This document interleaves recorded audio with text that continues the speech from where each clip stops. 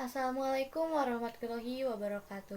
Perkenalkan, nama saya Pina Sinursani dari kelas B NPM 203507121. Pada kesempatan ini, saya akan menjelaskan mengenai masyarakat adat. Masyarakat adat merupakan istilah umum atau konsep yang dipakai di Indonesia untuk merujuk pada komunitas-komunitas adat hukum yang sudah ada di zaman penduduk Hindia Belanda pada masa itu. Contoh masyarakat adat yang berada di Kabupaten Kota Tasikmalaya ialah Kampung Naga. Masyarakat adat disebut juga sebagai penduduk asli, kaum minoritas, kaum tertindas.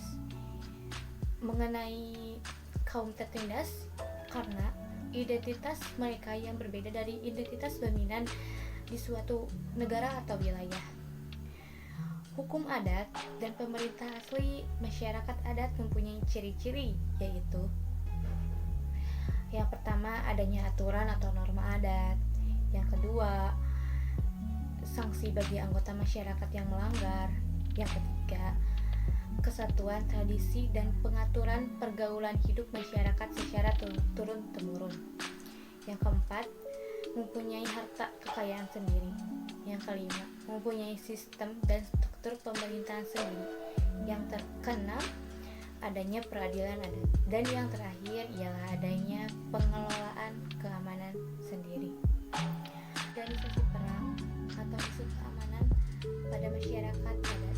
Yang pertama ialah perang pada masyarakat adat hanya terjadi sebagai bukti eksistensi kelompok dan juga untuk merebut wilayah dan ekspansi sumber makanan bagi suku atau kelompok yang kuat.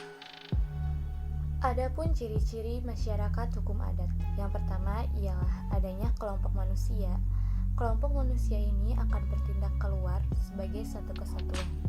Satu kesatuan masyarakat ini akan membentuk kelompok manusia yang hidup saling berdampingan. Yang kedua, mempunyai wilayah kekuasaan, di mana setiap masyarakat hukum adat memiliki kekuasaan atas wilayahnya masing-masing. Sehingga tentunya hal tersebut memberikan batasan kepada para petinggi adat untuk kemudian mengatur wilayah yang berada di dalam daerah teritorial atau kekuasaannya.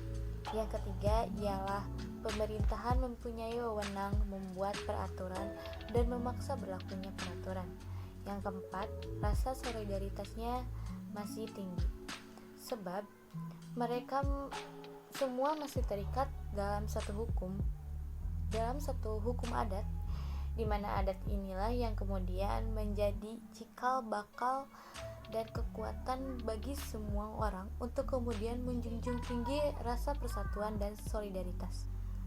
Jadi dapat disimpulkan bahwa masyarakat hukum adat ini merupakan sekelompok orang yang terikat dengan tatanan hukum adat sebagai warga yang bersama dalam suatu persekutuan hukum karena kesamaan tempat tinggal ataupun dasar keturunannya.